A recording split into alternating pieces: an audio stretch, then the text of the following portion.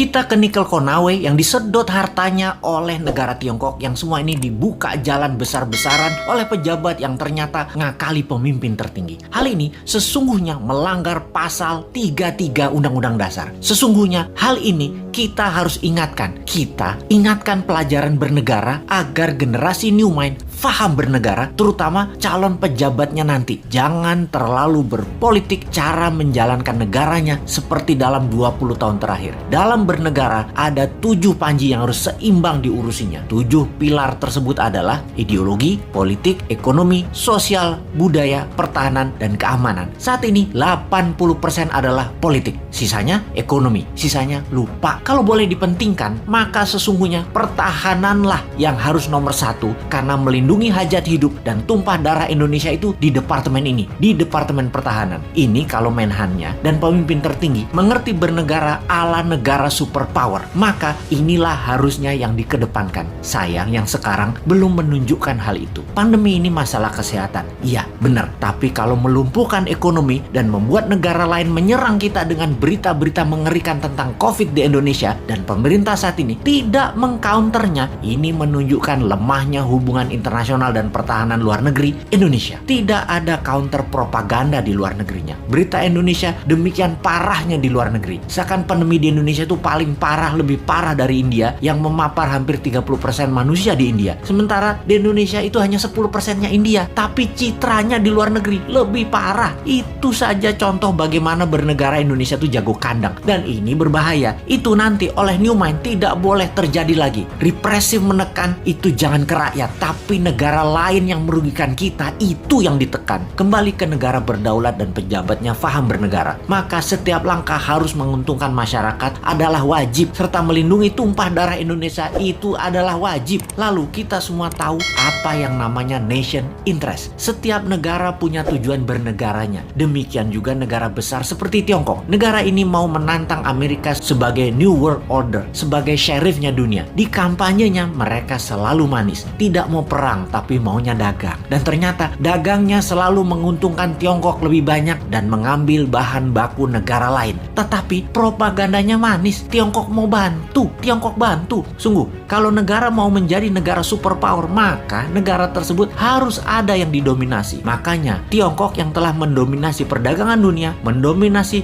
distribusi dunia, mendominasi produk murah, mau mendominasi energi yang namanya baterai. Untuk mendominasi baterai, mereka perlu nikel. Untuk itu, nikel terbesar di dunia hanya ada di Indonesia. Mereka mainkanlah. Pokoknya bagaimana caranya bikin semua orang silau, tak melihat niat jahat tadi yang terlihat nolong, pindah gede-gedean tambang nikel dan pabrik smelter, mengambil secepatnya bahan baku Indonesia mumpung masih berkuasa dan dibukakan jalan. Dijanjikannya Indonesia akan punya pabrik baterai, tapi bahan bakunya dihajar habis dulu sampai habis. 3 tahun lagi rasanya cukup buat mereka hajar habis tambang tersebut dan menjadikan Tiongkok punya cadangan selama 20 tahun ke depan untuk jadi raja baterai dunia. 90% keuntungan nikel adalah kalau dijadikan baterai, dan itu strategi Tiongkok. Sementara kita dapat taiknya Tiongkok. Sudah sejak 4 tahun lalu kita berjuang mengingatkan bahayanya tambang nikel di Sulawesi karena tidak menghasilkan keuntungan apapun buat Indonesia atau kurang menghasilkan keuntungan buat Indonesia.